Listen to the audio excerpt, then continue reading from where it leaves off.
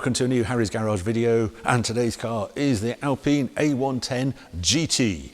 Can't believe it, but it was back in 2018 when I first had the Alpine A110 in the garage. Back then there was just the one version, and we couldn't believe how light it was, how nimble it felt, real breath of fresh air. Since then, they've introduced various other versions. There was an S version and then this GT version, and right at the top there's an R version for lots of money with lots of lovely carbon fibre bits and very track focus. But I wanted to test the ultimate road going version. That's why I got this GT version of the A110 in. It's a bit more money. It's £65,490 on the road. That's a lift of £11,000 over the standard A110. So what do you get for your extra £11,000? Let's go and have a closer look. First thing to mention, the colour. I think it's a great colour for Alpine. This Alpine blue paint. It's listed as an extra £1,830, but it's almost a must-have. And also, how little the look of the car has changed. You think it's 6 years since I last had it. It looks near identical, even though it's the GT version. S gets a bit extra bits at the front, bit of aero. And I've driven this car quite a lot at night. Great headlights, really work well, a real good bright white light from them. If you come around the side, well, there's one change here. We've got these 18-inch wheels in this rather nice way design, and they're with Michelin Pilot Sport 4 tyres. One thing I notice is the standard car for 2024 also gets 18-inch wheels, and that allows it to get the bigger brake discs that are on this car. So 320mm brake discs on here when I think it was 296 previously. Keep coming around. I love the way they put a little flash, the trickler on there. Such a nice design detail. We'll see it inside as well. The big Venturi single exhaust, that's always been a design signature of this car. Alpine A110 GT in chrome. If you get the S version, that's in black. And there's a little boot here. If I just press this, there it is. Tiny little aperture, but there is sort of storage either side of it. But this is where your safety pack and your goo for blowing tires and manual and things is all there.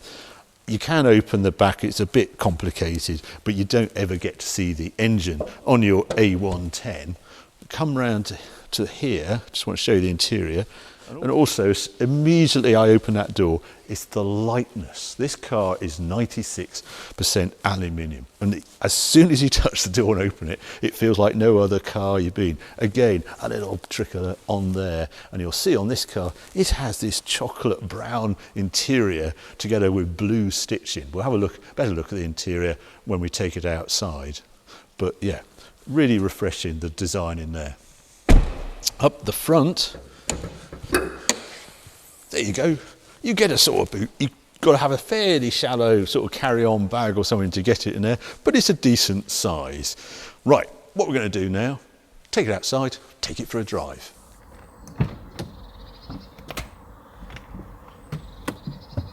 Yeah, you certainly step down when you get in an A110, but good seats and well trimmed. One thing I really like about this car is you don't feel as though it's a stripped out sort of lightweight car. Everything looks normal, nicely done. This brown leather, this blue stitching on it on this GT, I think is a feature. Has the carbon fibre little flashes of it over the binnacle and things, and just well done. But there's a hint of how they've got this car light. If you look around, there's no door bin, for example, and here, you know, the storage areas, they don't have lids on or anything like that. This thing is a bit weird. This is a storage bin back here. I noticed that was an extra. It's £500 storage bin. It's Louis Vuitton or something, I don't know, being French, but yeah, it does look very smart. But it should do, doesn't it? It's £65,000 in here. Paddles, obviously, gearbox controlled on here. Digital readouts, yeah, this has got some enhancements on the sort of infotainment. I'm going to press start. There it goes, into life. Oh, I should have mentioned this is the key. So you get one of these and a place to keep it in there. I'm just going to turn the fan down. Below, it hasn't got no, there's no wireless charging as far as I can see, but you can connect via that, and it does CarPlay and that sort of thing. Cruise control on here, a sport button on the wheel, paddles. Have I got, yeah, saucy, I can do just like all Renaults, have this audio radio control here, and in front of me are two screens, and if I press sport I get a different screen again, and I can press and hold and I get sort of ASC track mode and the revs going across the middle and what RPM we're doing. But I'm going to kick off in regular normal GT mode and go take it outside. Right, get going. I press drive, heel electric handbrake release, and off we go.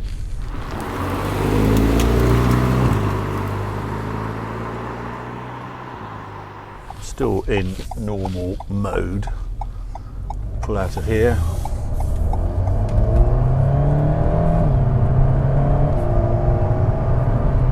You're going to hear it just flicking down the gears as you'd expect in a sort of GT mode. There is a little bit of turbo whistle there though, not nearly as much as there was in that Emira i4, which was proper loud turbo whistle. Not here, more of a hint of it, and very easy going with the gear changes. Very, very slick, very well judged gearbox on it. Noisy bit of road, been up and down here. I think it's quite noisy, but my noise meter says it's 75 decibels. You would expect it to be slightly more noisy because of the aluminium construction, which just transmits sound more than steel, and the fact they're going for lightweight means they can't put much sort of sound insulation in it. But it's very well dubbed, very easy to use. I have used the stereo and things on this, and it's, yeah, it all works well. It's a good sound system on it for the type of car it is. Really good layout as well on the dash, very clear. They're quite bright actually, the screen. The only thing I don't like is the sort of analog clock in a digital form, but I've got one there, so there's plenty of ways of telling the time. So that's no great thing. And yeah, no switches in the door. It's interesting that the window switches in the door, I think it's all part of the lightweight to try and keep the wiring loom to an absolute minimum. Now I'm going to press sport for the squirt up the hill. I'm going to keep it in auto. All I have to do is press drive and then it will go to manual, and I've got a readout now of horsepower, Newton meters. Right, 24 horsepower, full throttle. Yeah, much more aggressive in sport than in its lazy mode, the GT mode. And I was looking at performance figures because it feels quite muscular. You think, oh, 300 horsepower, that's not much. But the fact it's so light, they claim, you know, 1,120 kilos. I weighed it and it came out at 1,140 kilos, and the weighbridge I use has plus or minus 20 kilos. So whatever, proper light car at that sort of level. And yes, it's got 300 horsepower, 340 Newton meters of torque, 20 more than the standard car. But that 300 with that lightness gives it a power to weight ratio of 263 horsepower per ton. If you do the same maths on my Emira, that weighs 1,480 kilos, 400 horsepower, and it's 270 horsepower per ton. Yeah, this is 340 kilos lighter than my Emira. Shows you how heavy that Lotus is, or does it show you just how light they've managed to get this car? I mean, it's a huge achievement, 1140 kilos, and that's why it gets a, you know, it's a pretty quick car, this. Autocar tested it 10.9 seconds to 60.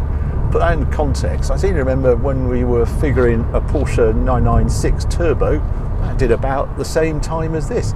So yeah, do not think it's a slow car in any way just because it's 300 horsepower.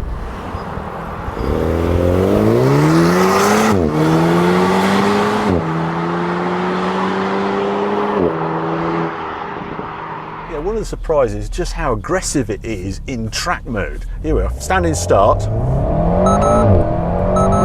Really short gears. Yeah, you've got to get a move on those paddles. Bing, bing, bing. there's just that energy about it, all thanks to that lightweight.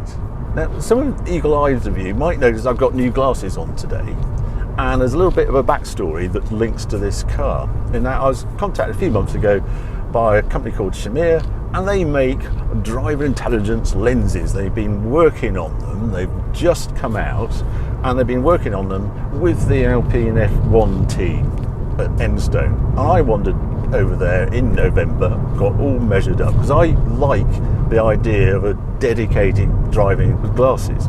So it's to look at the dashboard, look at long distance, because I never used to wear glasses, but it's the close stuff that annoyed me. And also with these, they have a special coating on them that reduces glare at night, and I have tried it, and it does seem to work. And peripheral vision, they've been working with this eye tracking thing with the F1 boys all, for 2 years apparently, and they've just come out with these driving glasses. I have to say, they seem to work, and I'm going to be just following this journey. I've put a link in the description if you want to know more, but I just like this idea of a dedicated driving glasses for us sort of enthusiasts. Anyway, back to the car. I've got it in sport. I'm going to go down to manual just by pressing drive. Yeah. Try further around here, pop it in here. Very slick gear change. Yeah, we'll mention those little pops on the exhaust.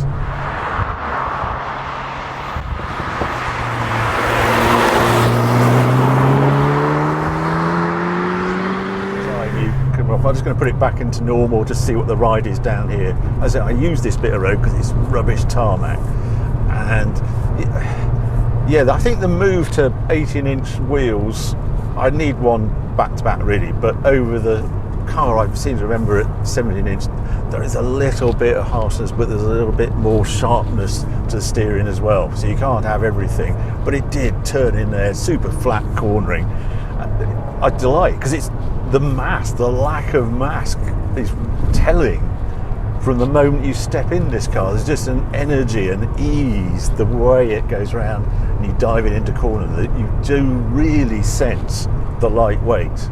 Down here, fine, and absolutely fine, unfazed by this sort of road. It's sort of, then again, it's sort of made for it. Back to auto, over this bump. Very well controlled, really well controlled. And I can, yeah, it's interesting, I'm driving the torque there.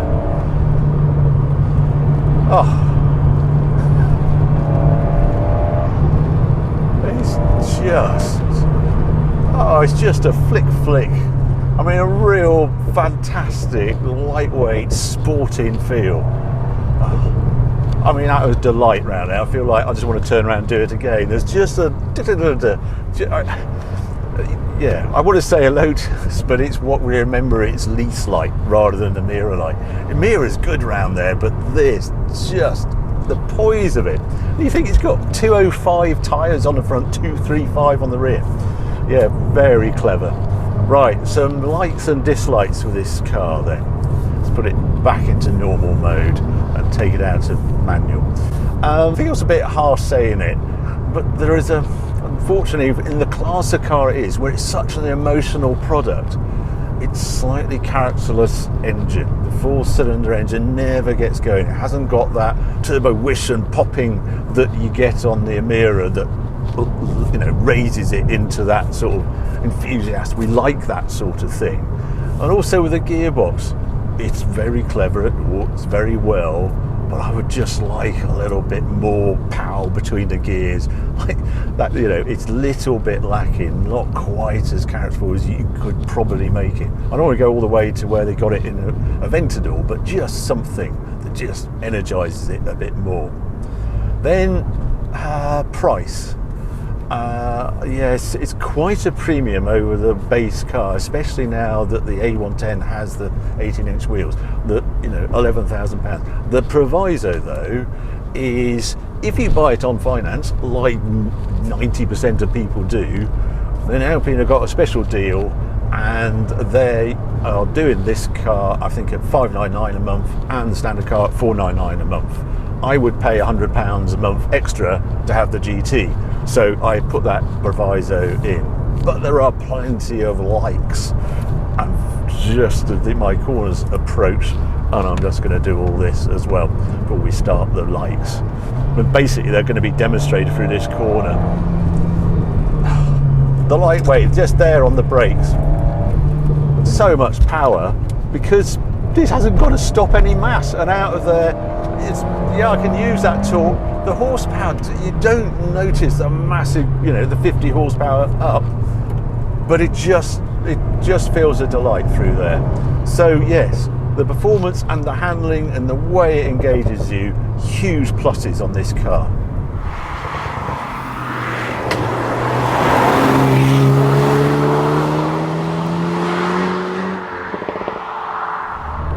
And it's the way that lightness just percolates through everything. Everything you do, it's efficient, it's great on fuel. I'm actually staying at 26 mpg because I've been doing rather a lot of dynamic driving, shall we say, since we had it.